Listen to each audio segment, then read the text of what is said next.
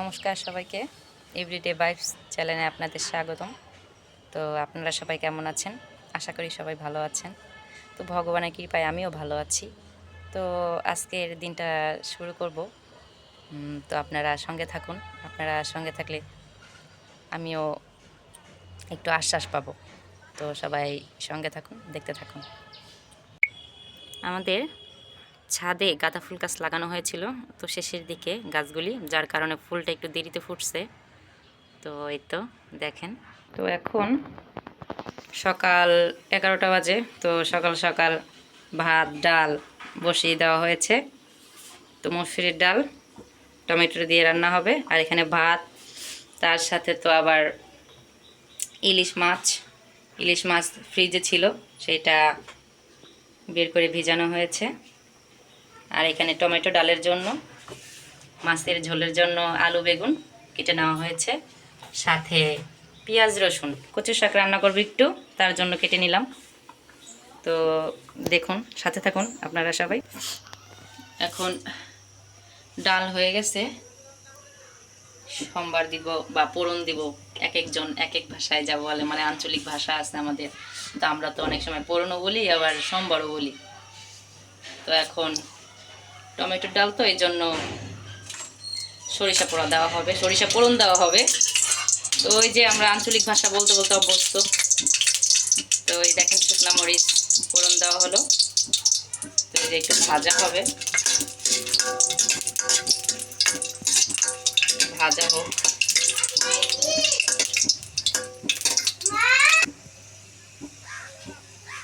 তো এই মরিচটা ভাজা হোক।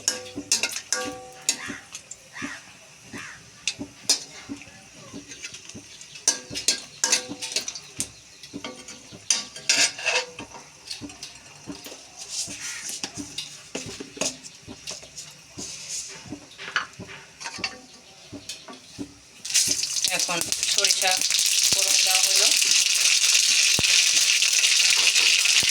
দিতে থাকেন।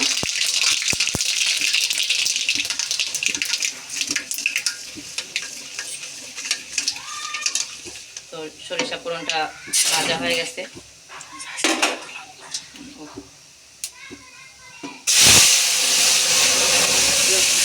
দেখলেন তো ফোড়নটা কিরকম হইলো? এরই হয়েছে ডাইলের ফোড়ন, তাই না? তো ইলিশ মাছ কেটে ধুয়ে পরিষ্কার করে আনলাম। তো এই যে, আর এইগুলি কচু শাকের মধ্যে দিব। আর এই যে দুইটা ইলিশ মাছ রান্নার জন্য কাঁচামরিচ লাগবে, আর কচু শাকের জন্য 2 পদের জন্য লাগবে, এই জন্য কেটে নেওয়া হলো। তো লবণ হলুদ দিয়ে মাখিয়ে নিব মাছটা। পরিমাণ মতো লবণ দিয়ে দিলাম আমি, পরিমাণ মতন হলুদের গুঁড়ো দিয়ে এখন মেখে নিব মাছটা, তারপর ভাজতে শুরু করব। এখন মাছটাকে মাখিয়ে নিব, ভালোভাবে মাখিয়ে নিব।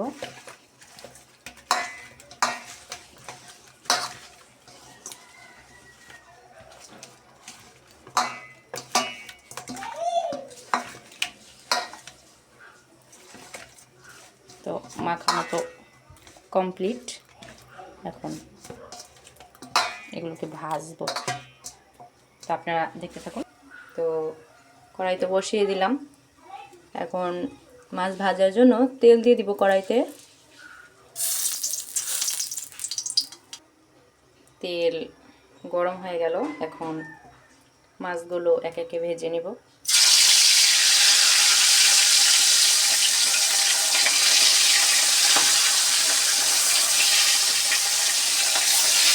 তো অনেকেই আছে ইলিশ মাছ ভেজে খায় না, কাঁচা রান্না করে, কিন্তু আমাদের ঘরে আবার কাঁচা খেতে চায় না, যার কারণে ভেজে নিতে হয়।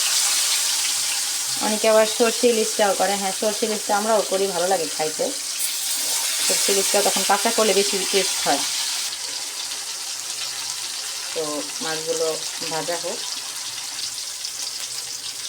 মাছগুলি তো ভাজা হয়ে গেল, এখন এগুলোকে উল্টাই দিই।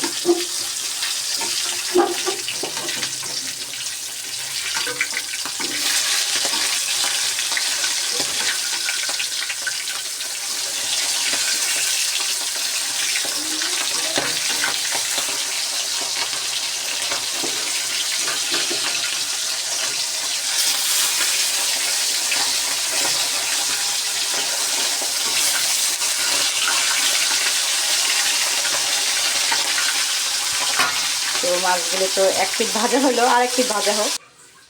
তো মাছগুলি ভাজা হয়ে গেছে, নামিয়ে নিয়েছি। ঝুলে দিব তো এই জন্য একটু কড়া করে ভাজলাম।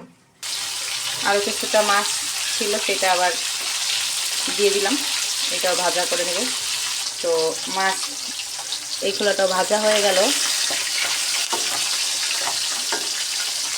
এখন নামিয়ে নিব। এগুলোকে।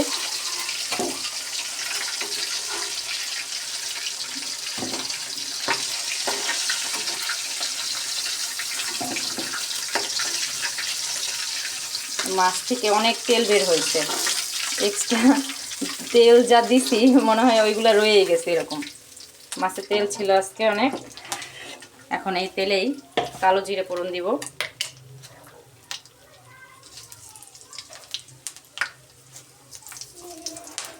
তো ফোড়ন দিয়ে দিলাম, এখন এগুলোকে আলু বেগুন ছেড়ে দিব।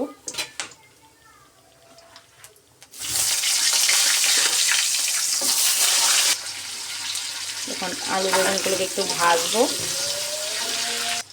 তো আলু বেগুন তো ভেজে নিলাম, এখন দিয়ে দিব কাঁচামরিচ,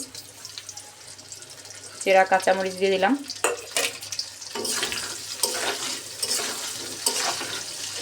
সাথে একটু জিরা বাটা দিয়ে রান্না করব, আজকে জিরা বাটা দিয়ে রান্না করব। আলু বেগুনের এই ঝোলটা জিরা বাটা দিয়েই ভালো লাগে।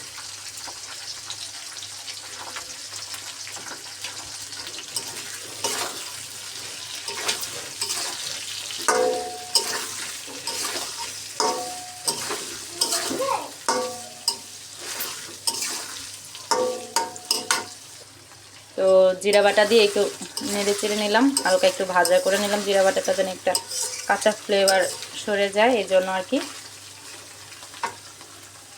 তো এখন পরিমাণ মতন হলুদের গুঁড়ো দিয়ে দিব।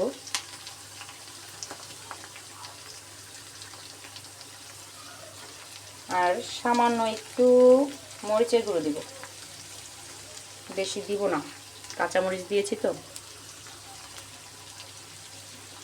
তো এখন সামান্য একটু জল দিয়ে দিব।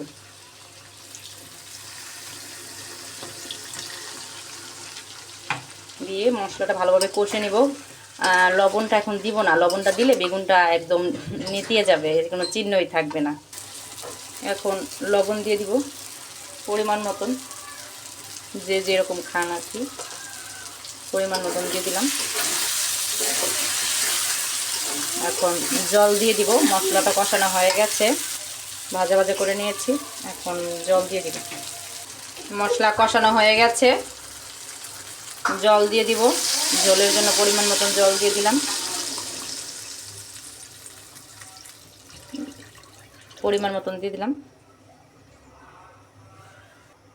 এখন ঝোলটা ফুটুক, পুরোপুরি ফুটে গেলে তখন মাছটা দিয়ে দিব। তো মাছের ঝোলে জাল উঠে গেছে, তো অনেকক্ষণই জাল হলো। এখন মাছটা ছেড়ে দিব ঝোলে। তো তো মাছটা দিয়ে আর কিছুক্ষণ ফুটাবো, তারপর নামাবো। আর কিছুক্ষণ ফুটুক। মাছের ঝোল হয়ে গেছে, এখন নামিয়ে নিব।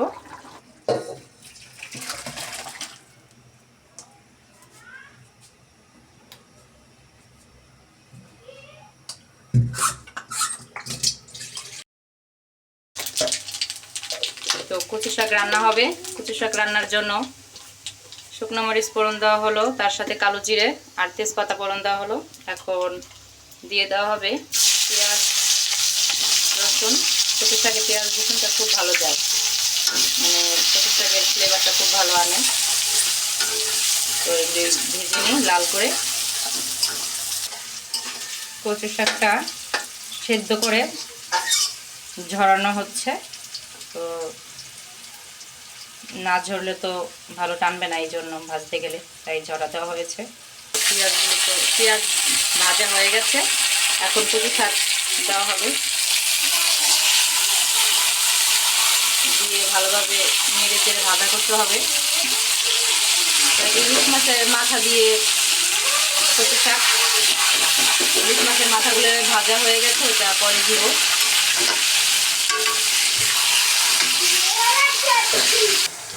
তো জিরা বাটা দেওয়া হলো, কচু শাকে জিরা বাটা দিয়ে এখন আরও ভাজা ভাজা করতে হবে। তো কচু শাক ভাজার মধ্যে ইলিশ মাছের মাথা ওইটা ছোট ছোট করে কেটে দিছি, তার সাথে লেজার পিস আর অনেকে কানকো বলে মাছের, তো মাছের কানকো আর হচ্ছে মাছের তেল দিয়ে ভাজা ভাজা করা হবে। তো কচু শাক তো একটু মিষ্টি ফ্লেভার হলে ভালো লাগে, মিষ্টি মিষ্টি হলে মজা লাগে বেশি, যার জন্য একটু চিনি আর একটু মিষ্টি দিয়ে দিলাম। কচু শাক ভাজা ভাজা হয়ে এসেছে কাছাকাছি, একটু পরে নামিয়ে নিব। তো কচু শাক রান্না কমপ্লিট।